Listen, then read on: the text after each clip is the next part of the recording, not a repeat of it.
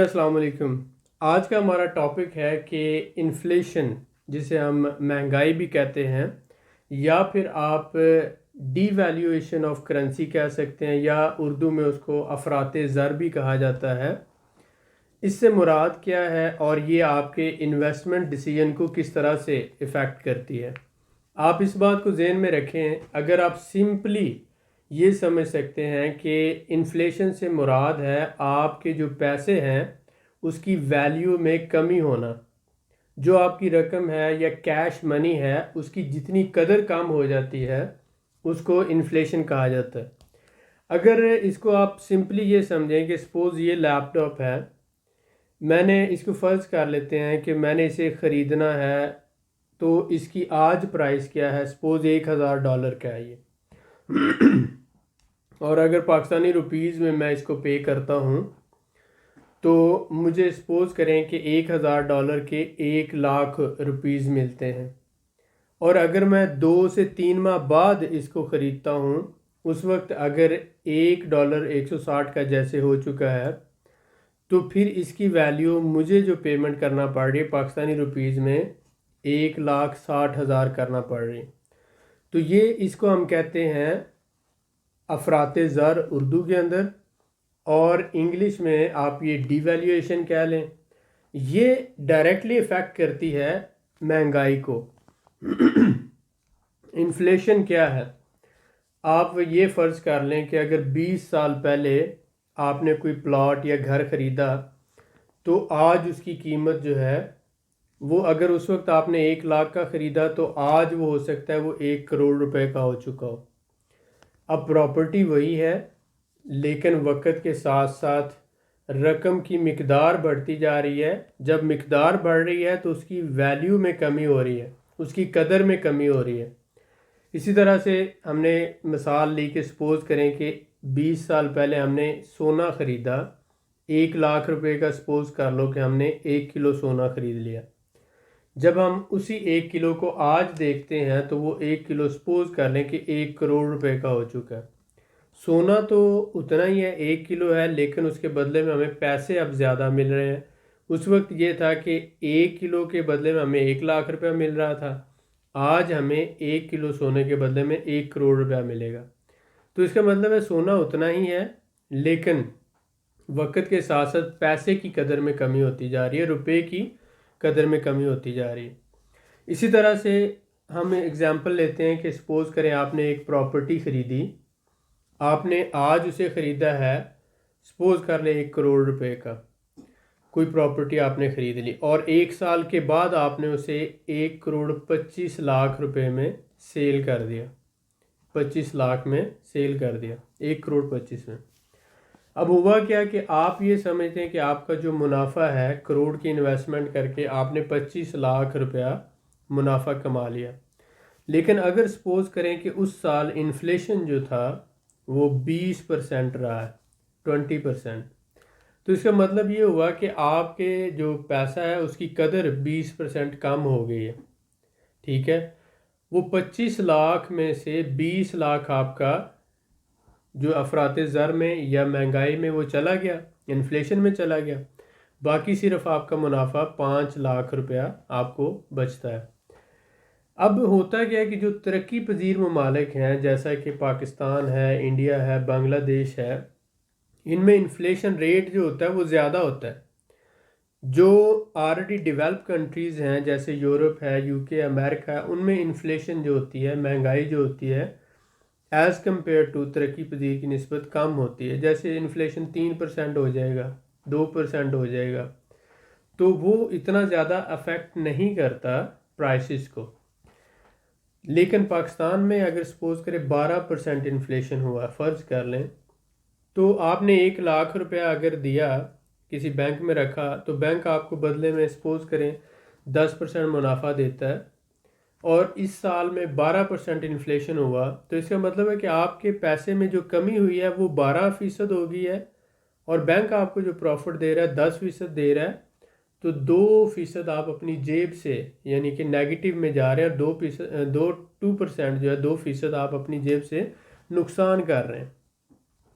یہی چیز ہوتی ہے کہ جب انویسٹر انویسٹمنٹ کرنے کا سوچ رہے ہوتے ہیں تو وہ ترقی پذیر ممالک میں یہ دیکھتے ہیں کہ انفلیشن ریٹ کیا ہے۔ سب سے پہلے تو آپ یہ دیکھتے ہیں کہ اینول انفلیشن سپوز کر لیتے ہیں کہ اگر 15% ہے،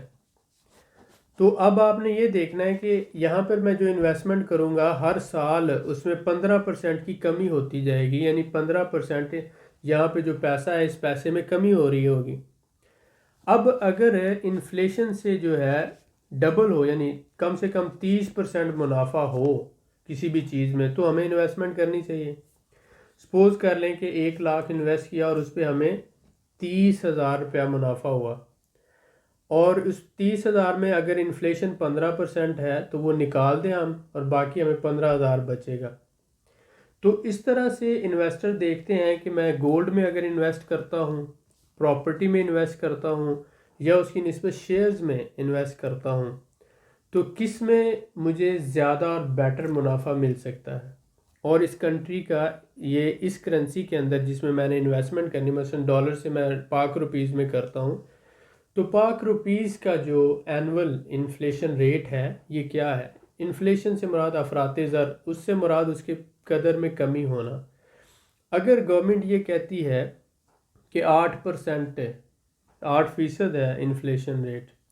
تو اس میں آپ 4% اضافہ کر لیں، 5% اضافہ کر لیں، کیونکہ کوئی بھی گورنمنٹ ہوتی ہے وہ اپنی پرفارمنس کو بیٹر شو کرنے کے لیے 3 سے 5% تک کا جو ہے وہ ہیر پھیر کرتے ہیں۔ مثلا اگر 12% ہوا ہے انفلیشن تو وہ 8 یا 9 شو کرنے کی کوشش کریں گے آفیشیلی، کیونکہ اس سے مراد یہ ہوتا ہے کہ اتنی اکانومی کمزور ہوئی ہے، اتنی پیسے کی، روپے کی قدر میں کمی ہوئی ہے، تو گورنمنٹ اس کو 3 سے 5% کم کر کے شو کرے گی۔ تو آپ نے ایکچول جو انفلیشن جج کرنے کے لیے اگر گورنمنٹ نے 12 دیا تو آپ اس میں 3 ایڈ کر کے 15 کہیں، اگر گورنمنٹ نے 10 دیا تو اس میں 4 ایڈ کر لیں، 14 کہیں، تو آپ اس کو تھوڑا سا ریئلائز کر سکیں گے۔ اسی لیے جو انٹیلیجنٹ انویسٹر ہوتے ہیں، جو امیر لوگ ہوتے ہیں، وہ پیسے کو کیش کی شکل میں بینکوں میں نہیں رکھتے۔ ان کی یہ کوشش ہوتی ہے کہ جتنی جلدی یہ پیسہ انویسٹ کر دیا جائے، یا تو پراپرٹی میں، یا کسی رننگ بزنس میں، یا سٹاک مارکیٹ کے اندر، یا اس کا سونا خرید لیا جائے، یا کسی دوسری کرنسی میں انویسٹ کر دیا جائے، کیونکہ اگر یہ پیسہ اسی کیش کی فارم میں پڑا رہے گا تو یہ ہر لمحے، ہر دن، ہر مہینے، ہر سال اس میں کمی ہو رہی ہے۔ فرض کرو ایک بندہ اس کے پاس 1 ارب روپیہ ہے، اب اگر 20% انفلیشن ہوتا ہے تو اس سے مراد یہ ہے کہ 20 کروڑ روپیہ اس کا بینک میں پڑا پڑا کم ہو گیا، تو 20 کروڑ روپے کا اسے لاس ہو گیا 1 سال کے اندر۔ اس لیے وہ کیا کرے گا کہ اس پیسے کو جتنی جلدی ہو سکے انویسٹ کرے گا۔ جیسے وارن بفٹ نے کہا کہ جب میرے پاس کیش آ جاتا ہے تو پھر مجھے راتوں کو نیند نہیں آتی اور میں پریشان رہتا ہوں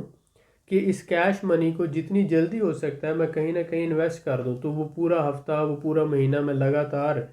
کوشش کر کے ایک اچھی انویسٹمنٹ ڈھونڈتا ہوں، وہ پراپرٹی میں ہو، وہ بزنس میں ہو، وہ شیئرز میں ہو، اور پھر جب میں اس پیسے کو انویسٹ کر لیتا ہوں تو اس کے بعد مجھے سکون ملتا ہے۔ اب آپ دیکھیں، موازنہ کریں، جتنے بھی غریب لوگ ہیں یا جن لوگوں کو بھی پینشن سے، ریٹائرمنٹ سے، یا کہیں سے بھی کوئی پیسہ ملتا ہے، یا کہیں سے بھی وہ کماتے ہیں یا جمع کرتے ہیں،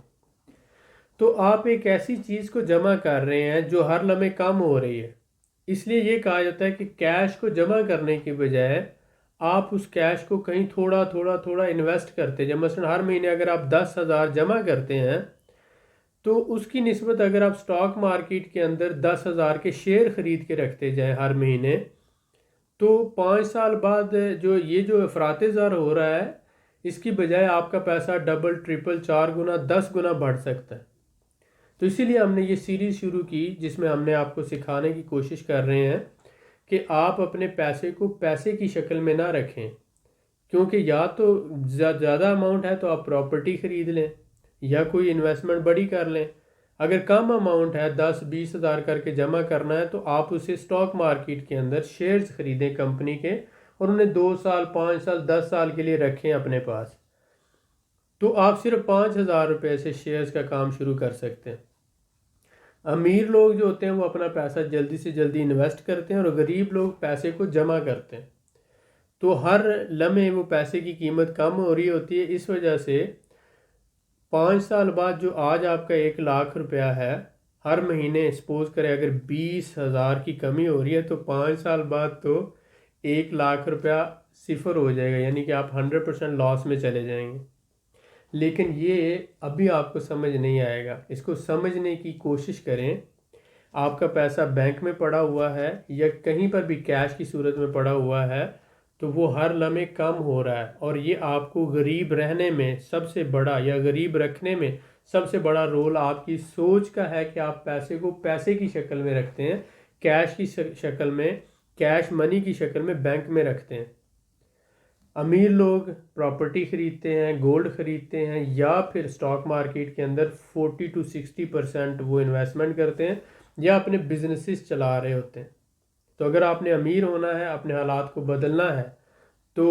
جو سب سے بڑا آپ کا دشمن ہے، جو آپ کے پیسے کو دیمک کی طرح چاٹ رہا ہوتا ہے، یہ افراط زر ہے، انفلیشن ہے. اس کو سمجھیں اور سمجھنے کے بعد انویسٹ کریں. انشاءاللہ تعالیٰ آپ کے حالات بدلیں گے. امید ہے کہ اس سے آپ کو کچھ ہیلپ ملی ہوگی. ملتے ہیں نیکسٹ ویڈیو میں. بہت شکریہ.